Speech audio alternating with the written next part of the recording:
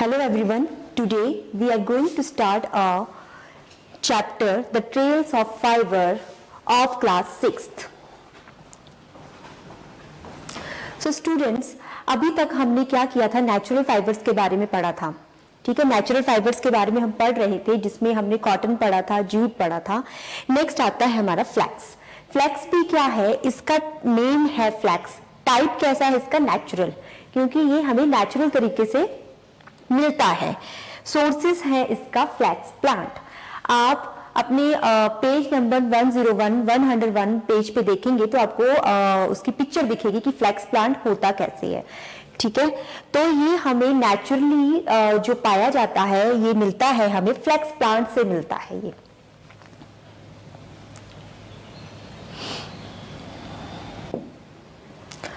Okay, इसके लिए conditions कौन कौन सी चाहिए होती, किस कंडीशंस में ये ग्रो करता है. मेनली फ्लैक्स प्लांट को ग्रो करने के लिए कोल्ड और ह्यूमिड क्लाइमेट चाहिए होता है. ठंडा और ह्यूमिड क्लाइमेट, जिसमें थोड़ा मॉइस्चर, ह्यूमिडिटी हो. इस कंडीशंस पे, इस क्लाइमेट्स पे ये जो प्लांट है ये ग्रो करता है. इसलिए हम जब भी किसी नेचुरल फाइबर के बारे में एक्सप्लेन करेंगे तो सबसे पहले हम बताएंगे कि उसका नेम क्या है. सेकंड, हम उसके बारे में ये बताएंगे कि ये हमें कैसे ऑब्टेन होता है, नेचुरली होता है या हमें ये क्या होता है, सिंथेटिक, या इसको हम लैब में प्रिपेयर करते हैं. तो फ्लैक्स हमारा क्या है, फ्लैक्स जो है वो फ्लैक्स प्लांट से ऑब्टेन होता है. ठीक है, ये नेचुरली अक्रिंग, इसका जो सोर्स है वो है फ्लैक्स प्लांट है. कंडीशंस इसके लिए क्या चाहिए होती हैं, इसके लिए कोल्ड एंड ह्यूमिड क्लाइमेट चाहिए होता है. ये ठंडे इलाके में ज्यादा पैदा होता है.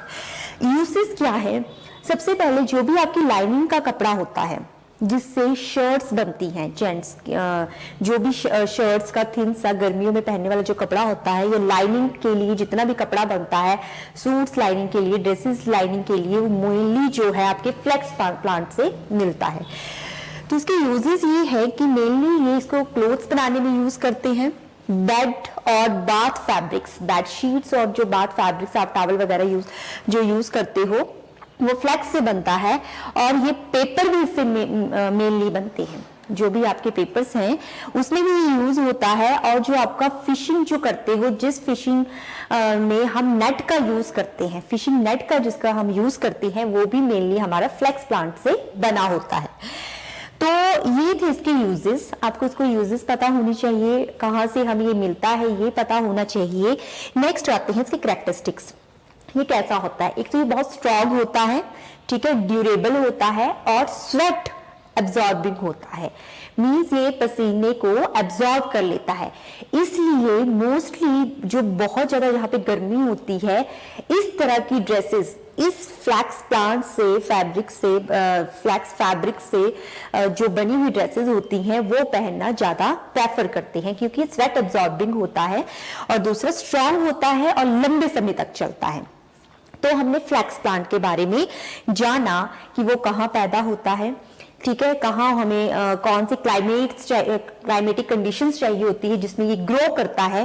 प्लस इसके हमने यूजेस देखे कि हम इसको किस किस में यूज कर सकते हैं. हम इसको क्लोथ्स में, बेड और जो बाथरूम में हम फैब्रिक यूज करते हैं उसमें यूज करते हैं. हम पेपर्स मोस्टली फ्लैक्स के बनाए जाते हैं. फिशिंग नेट हमारा फ्लैक्स का बना होता है.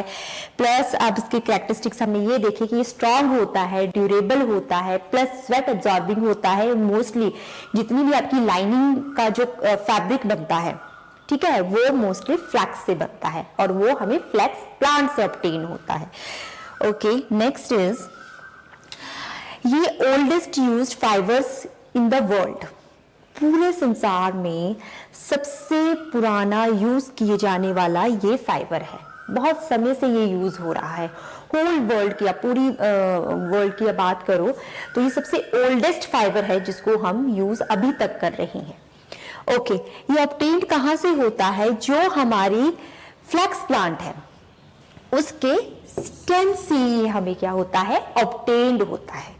फ्लैक्स प्लांट से हमें ये क्या करते हैं, हम इसके स्टेम से हम फ्लैक्स को, इसको फाइबर को ऑब्टेन करते हैं. ठीक है, नेक्स्ट इज, फिर जब हमने इसके फाइबर को स्टेम से ले लिया, निकाल लिया, ठीक है। फिर क्या करेंगे, फिर से हम उस स्पन को धागे में, यार्न में कन्वर्ट करेंगे। उसी तरह वो प्रोसेस फॉलो होगी जो कॉटन के या जूट में हम करते थे, ठीक है। क्या करते थे, हम फैब्रिक फाइबर लेते थे, ठीक है। हम फाइबर जो थे उसको से एक्सट्रैक्ट कर लेते थे फाइबर्स को। फाइबर को एक्सट्रैक्ट करने के बाद हम उसको यार्न में कन्वर्ट कर देते थे, और उसी तरह वो प्रोसेस फॉलो करते हैं नीटिंग और वीविंग की, और हमारे पास फैब्रिक बन जाता है, ठीक है। हमारे पास स्पन को हम सबसे पहले कन्वर्ट करेंगे यार्न को, फिर ये कौन सी प्रोसेस में जाएगा, नीटिंग में जाएगा ये धागा, इसमें नीटिंग करेंगे हम, वीविंग की प्रोसेस से जाएगा, और अल्टीमेटली हमारे पास क्या बन जाता है, हमारे पास फैब्रिक बन जाता है, ठीक है, जिसको हम वेरियस इसमें यूटिलाइज करते हैं। ओके, ये था हमारा फ्लैक्स। हमने फ्लैक्स जो है अच्छे से पढ़ लिया। नेक्स्ट आता है हमारा कॉयर। कॉयर क्या है, इसको हम कोकोनट फाइबर भी बोलते हैं। जो आपने देखा होगा, कच्चा नारियल देखा होगा, ठीक है, उसके रेशे रेशे से आपको दिखते हैं, ब्राउन ब्राउन कलर के हस्क टाइप के जो दिखता है, वो है हमारा कॉयर, उसको कोकोनट फाइबर बोलते हैं। तो क्या है, इस सबसे पहले हम ये जानेंगे कि इसका नेम क्या है। Name is coir. कॉयर क्या है, कोकोनट फाइबर है, ठीक है। The second name of the coconut fibre is coir. ये टाइप क्या है, नेचुरल है। ये फाइबर हमें कहां से मिलता है, नेचुरली इसे हम ऑब्टेन करते हैं। इसका सोर्स क्या है, नेचुरल है, ठीक है। नेक्स्ट इज सोर्स क्या है इसका, कोकोनट। कहां से हमें मिलता है, कोकोनट से मिलता है। जो आप रॉ कोकोनट देखते हो, ठीक है, उसका जो हस्क होता है उसमें से हमें ये फाइबर जो है ऑब्टेन्ड होता है। तो इसका सोर्स क्या है, कोकोनट है। इसका टाइप क्या है, नेचुरल है, और इसका फाइबर का जो नेम है वो है कॉयर। नेक्स्ट क्या बोलते हैं, हम देखते हैं कि इसकी कंडीशंस कैसे चाहिए होती है। आपने मेनली देखा होगा कि जो समुंदर सी शोर के साइड जो प्लेसेस होते हैं वहां पे कोकोनट ज्यादा उगता है। तो इसकी क्लाइमेटिक कंडीशन इसको कैसी चाहिए होती है, सैंडी सोयल चाहिए होती है।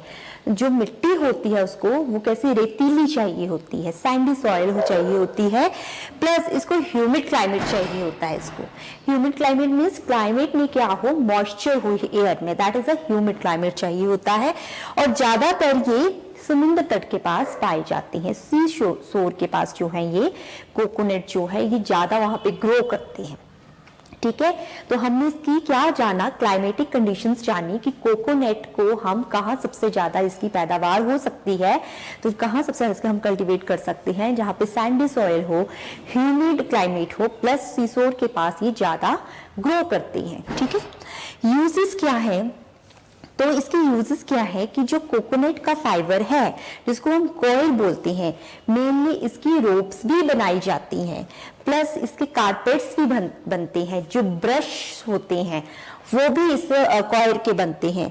बस फ्लोर मैट्स जो होते हैं, ज्यादातर जो फ्लोर मैट्स जो देखते हो आप, वो भी इस कॉयर के बने होते हैं। तो आपको इसकी यूजेस पता होने चाहिए, इसके आपको कैरेक्टरिस्टिक्स पता होने चाहिए, किस कंडीशंस में ये कोकोनट जो है वो ग्रो करता है, ये आपको पता होना चाहिए।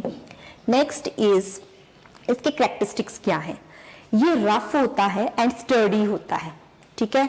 Second is obtain from the husk of the coconut, ठीक है। ये कहां से हम इस कॉयर को ऑब्टेन कर सकते हैं, कॉयर कोकोनट नहीं है, कोकोनट फाइबर को हम कॉयर बोलते हैं।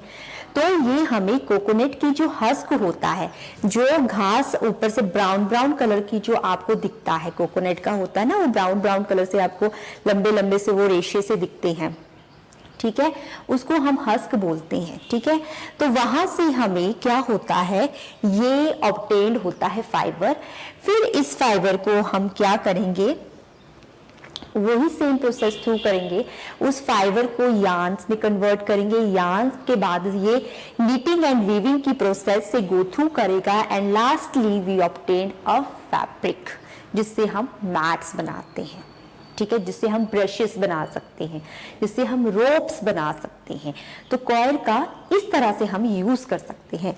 सो स्टूडेंट्स, हमारा अब नेक्स्ट जो है नेचुरल अक्रिंग फाइबर जो है वो है वूल। अब हम वूल के बारे में पढ़ेंगे। हमने फ्लक्स के बारे में पढ़ा, हमने कॉइल के बारे में पढ़ा। नेक्स्ट इज वूल। और आपने देखा होगा, ये तो सभी स्टूडेंट्स को पता होगा कि वूल हमें कहाँ से मिलती है, शीप से, कैमल से, ठीक है। तो सबसे पहले हम ये जानेंगे कि इस फैब्रिक का टाइप क्या है। इसका नेम है, first of all the name of the fabric is wool and the type of this fabric is natural and source क्या है, इसके कहाँ से मिलते हैं, हमें शीप से मिलता है, याक से मिलता है और हमें कैमल से मिलता है। नेक्स्ट इसके यूजेस क्या है, इससे हम क्लोथ्स बनाते हैं सर्दियों में पहनने के लिए, ठीक है। तो इसमें वार्म क्लोथ्स बनते हैं जिनको हम सर्दियों में यूज करते हैं क्योंकि बहुत गर्म होते हैं, ठीक है। हीट इंसुलेटेड क्लोथ्स होते, फैब्रिक होता है ये वार्म। अच्छा, इसकी कैरेक्टरिस्टिक्स क्या है, ये हीट इंसुलेटेड होता है, वार्म होता है, बहुत ज्यादा गर्म होते हैं और ड्यूरेबल, बहुत लंबे समय तक चलते हैं ये, ठीक है। नेक्स्ट इज, हम इसमें दो मेन प्रोसेसेस का नाम पढ़ेंगे, दैट इज शेयरिंग एंड शेयरर। ये इंपॉर्टेंट है और आपको पता होना चाहिए व्हाट इज शेयरिंग एंड शेयरर। क्या होता है स्टूडेंट्स, शेयरिंग एक ऐसी प्रोसेस है जब हम वूल जो है, मान लो हमने वो शीप से वूल जो है वो निकाल ली, ठीक है। तो जो प्रोसेस होती है वूल को रिमूव करने की फ्रॉम द एनिमल्स, उसको हम बोलते हैं शेयरिंग। तो ध्यान रखना, what is the shearing, it is a process of removing the wool from the animals is known as shearing. Wool animal से वूल निकालने की प्रक्रिया को हम शेयरिंग बोलते हैं। और जो वो पर्सन काम करता है, जो वो वूल निकाल रहा है, उसको हम शेयरर बोलते हैं, दैट इज अ शेयरर। तो शेयरर क्या है, वो पर्सन है जो इस वूल को रिमूव कर रहा है, उसको शेयरर बोलेंगे और प्रोसेस को बोलेंगे शेयरिंग।